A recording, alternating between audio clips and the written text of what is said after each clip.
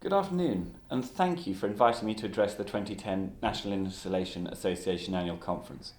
I'm sorry that I can't be there in person, but I wanted to take the opportunity to record my thanks to both Tony Hardman, your chair, and Neil Marshall, your CEO, and to emphasise the crucially important role the insulation industry has in contributing to government's energy efficiency retrofitting agenda.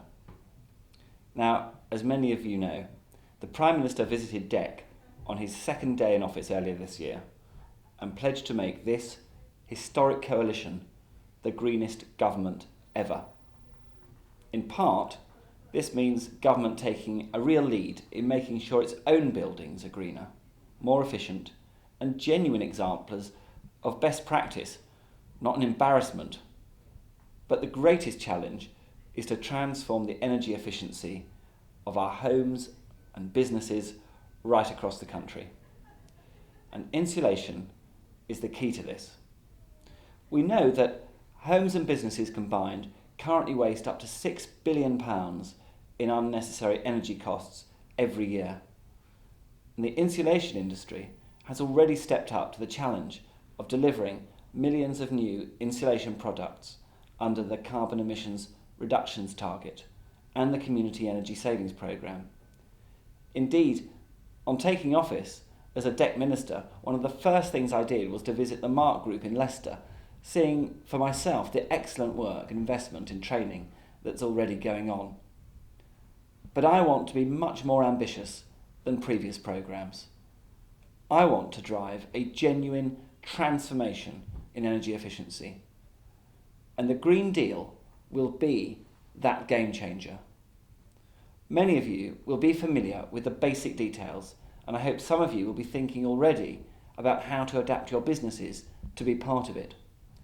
Because the Green Deal initiative will dramatically increase the scale of delivery and provide a huge opportunity for the UK insulation industry.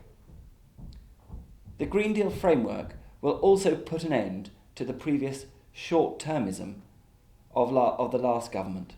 No more pilots, no more capped grants, no more one-off programmes. Instead, the Green Deal will offer a long-term framework to deliver real carbon reductions, real savings on people's bills, and real improvements to their homes, with insulation right at its heart. Now, last week we introduced the Green Deal legislation into Parliament to enable us to launch towards the end of 2012. But I know some of you may have questions about whether there will be a gap in installation between the CERT and the Green Deal. I can assure you there won't be. That is why I've already extended the carbon emissions reduction target, and I'm pleased to confirm the inclusion of an insulation minimum for the first time. The Green Deal legislation will also include powers for a new supplier obligation to sit alongside the Green Deal. The new obligation will be far more focused than the old CERT scheme and will provide extra support for hard-to-treat and solid-wall properties and give greater help to poorer households who are unlikely to save just through the Green Deal measures alone. Strong customer safeguards and high-quality standards will also form part of the new legislation.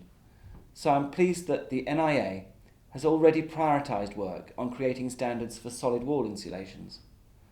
But I'm relying on you, the UK industry, to drive technological innovation, push product standards higher and push costs down, and make sure you capture the lion's share of this expanding green sector for British business. But let me reassure you once again, this coalition is totally committed to supporting and helping the insulation industry build on its success. DEC will work with you to set a clear, coherent and stable long-term policy framework in which industry can invest with confidence. And I'm sure you will play an active role in the stakeholder forums I have set up to inform policy on the Green Deal. In providing a platform for industry engagement, the National Insulation Association plays a significant role in enabling industry and government to work together to achieve our shared ambition of a thriving, prosperous, competitive, low-carbon economy. So have a good conference. Stretch your minds to match our ambition. Rise to the historic challenge of this opportunity and prepare to get cracking.